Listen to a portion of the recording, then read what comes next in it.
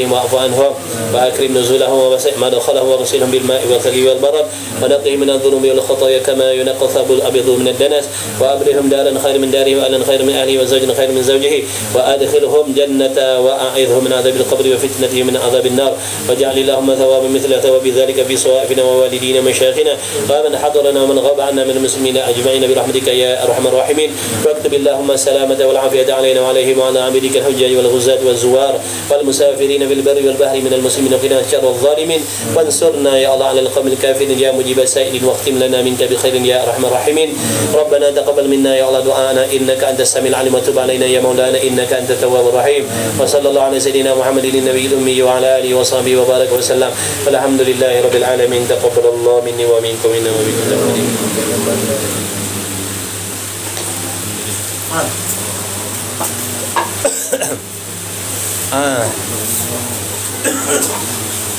Sate keluar. Macam tak tahu ke? Sate tadi roti john. Masya-Allah. Jangan balik dulu, jangan balik dulu. Ni tak ada orang nak makan ikan ni. Dah bang. Bang. Alhamdulillah banyak. Bang. Aduh. Baik. Selamat rehat semua insya-Allah. Terima kasih yang join kelas ni. Terima kasih, jumpa lagi. Yang join kelas, yang kongsi rezeki, terima kasih banyak-banyak. Yang share-sharekan, alhamdulillah. Barakallahu fiikum. Selamat rehat dalam rahmat Allah, selamat rehat dalam redha Allah, selamat rehat dalam keampunan Allah semuanya insya-Allah. Insya-Allah. Jumpa lagi insya-Allah. Insya-Allah. Sama-sama kasih semuanya. Insya-Allah Susuraya.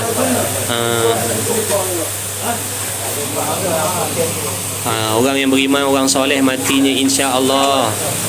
Insya-Allah. Hilang kesakitannya. Apabila diperlihatkan tempatnya dalam syurga, hilang kesakitan mati insya-Allah. Beramal soleh, Allah akan tolong insya-Allah.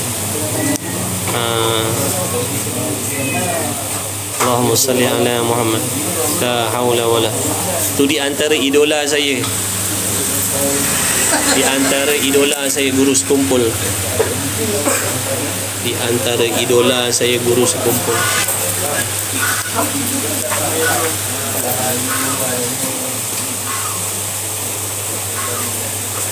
Selamat sahabat selamat rehat dan rahmat Allah dan redha Allah semuanya insya-Allah. Jumpa lagi, moga kalian semua sihat afiat semuanya, dipermudahkan urusan yang mudah-mudahan esok lebih baik ibadah kita, perhubungan kita di sisi Allah insya-Allah. Jumpa lagi. Terima kasih.